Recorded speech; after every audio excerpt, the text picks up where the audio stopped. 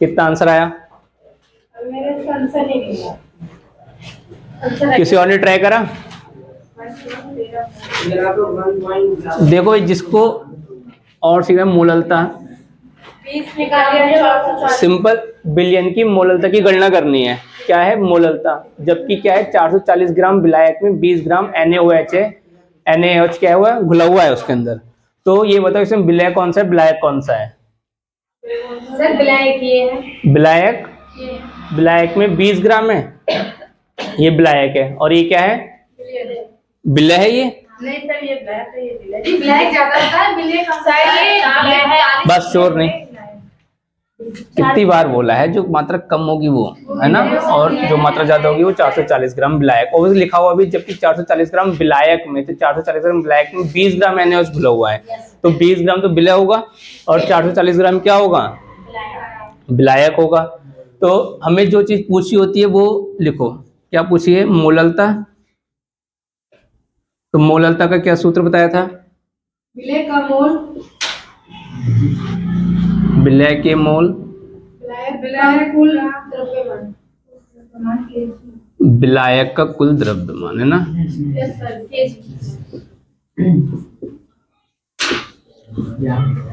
द्रव्यमान, ठीक है। किसमें निकालते हैं ये? केजी में होना चाहिए। अगर ग्राम में दे रखा है तो केजी में क्या करोगे? बदलोगे, ठीक है। तो विलय के मोल कैसे निकालते हैं? मोल बराबर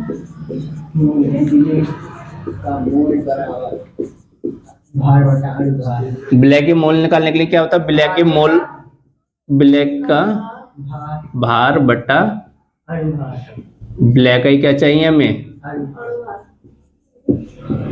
विलय का ही अणुभार चाहिए, ठीक है। तो मुझे बताओ विलय का भार कितना है? विलय का भार कितना दे रखा है क्वेश्चन में? कितना दे रखा है? 440 है विलय? नहीं सर 20 ग्राम है, ठीक है। और विलय के अणुभार कितने दे रखे हैं? विलय का अणुभार, विलय का अणुभार निकालेंगे तो विलय है कौन सा इसमें? NaOH घुला हुआ है ना, तो NaOH जब घुला हुआ है तो इसके सप्तमी अणुसूत्र पता होने चाहिए। Na का कितना होता है? 23 प्लस O का कितना होता है? 16 प्लस 1 का कितना होता है? H का 1। इनको जोड़ दो, कितना आ जाएगा ये? 40 आएगा, ठीक है। तो अणुभार भी निकल के आ गया कितना? 40। तो विलय के मोल निकालेंगे तो इसमें वैल्यू रख दो, हमने सब निकाल लिया। विलय के मोल, विलय का भार कितना है? 20 और अणुभार कितना निकल के आया? 40। इसको कैलकुलेट करोगे, ये 0 से ये 0 कैंसिल, 2 एकम 2, 2 दूनी 4, कितना हो गया ये? 1/2 हो गया, ठीक है। 1/2 हो गया, सही है। इसको भी और भाग दे लो, 2 को अगर 1 से में भाग देंगे तो कितना आएगा? 0.5, ठीक है। इतने मोल, ठीक। अभी तक हमने किसकी कैलकुलेशन करी? विलय के मोल की कैलकुलेशन कर ली, ठीक है। अब हमें क्या निकालना है? विलय का कुल द्रव्यमान निकालना है। इस इधर कर दो,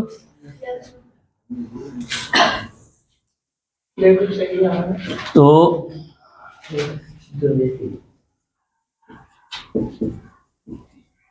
विलायक का कुल द्रव्यमान, ठीक है। तो कितना द्रव्यमान है ये बताओ? 440 ग्राम है ना। जब 440 ग्राम है तो हमें चाहिए किसमें?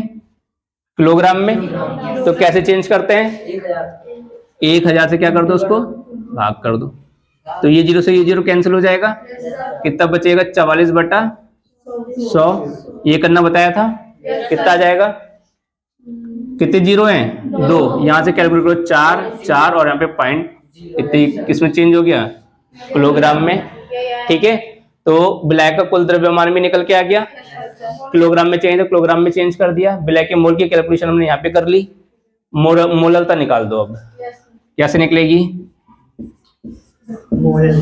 तो क्या चाहिए, तो ब्लैक के मोल चाहिए थे, तो ब्लैक के मोल निकाल लिए 0.5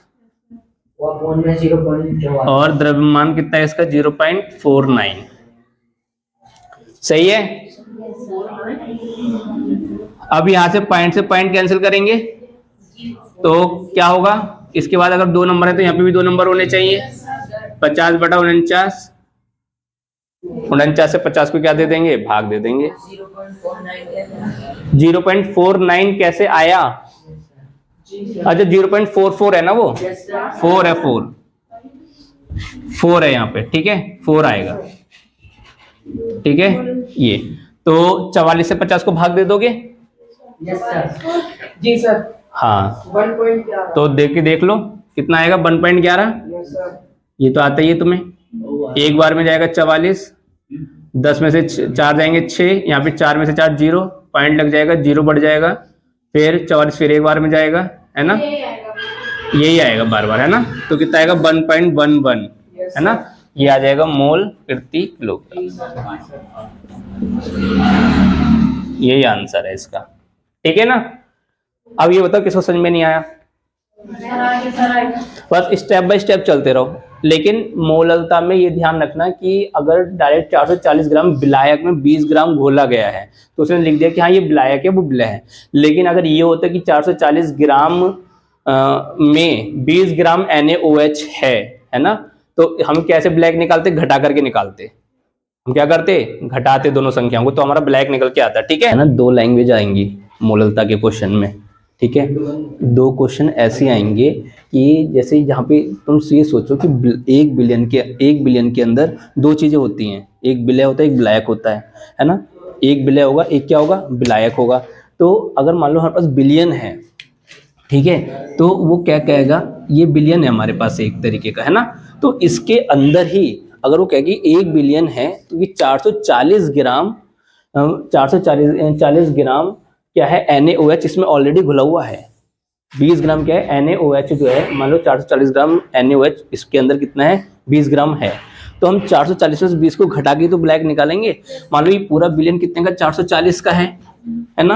अब इसके अंदर 20 ग्राम उसने क्या बोल दिया, NaOH बोल दिया, तो बाकी बचा हुआ 420 ग्राम ही तो विलायक होगा, है ना। तो हमने कैसे निकाला, ये 440 में 20 को घटा करके निकाला, ठीक है। लेकिन अब वो कह रहा है कि बिलियन की मोललता की गणना कीजिए, जबकि 440 ग्राम विलायक में 20 ग्राम NaOH है, विलायक में 20 ग्राम NaOH है। इसका मतलब ये है कि 440 ग्राम तो विलायक है और उसमें भी 20 ग्राम क्या है NaOH है। तो इन दोनों को जोड़ करके 460 ग्राम जो बनेगा ये बिलियन बनेगा, 460 ग्राम में तो बिलियन बनेगा ऐसे।